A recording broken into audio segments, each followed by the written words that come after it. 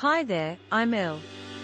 In this video, I'll explain the Limit Launcher app functions and how to use them on your phone. The phone app is your companion to control up to 10 computers from anywhere, at any moment. If you haven't installed the Limit Launcher app yet, go to the Google Play or Apple App Store to install it on your phone. Links will also be in the description below. Once installed, just open it up and log in with your account. If you don't have an account yet, head over to our website and get yourself a free account with our trial. Once you're logged in, you should see all the computers that you have already set up for you to manage.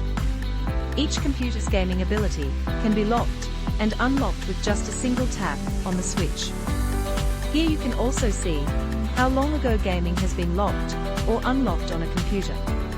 Every time you tap the switch, the app will also tell you when the computer was last connected to Limit Launcher servers.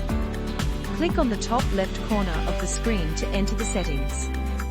You can enable biometric login for faster and more secure logins. There is also a setting for an automatic shut-off timer, so that you never have to worry about your children gaming too much at once.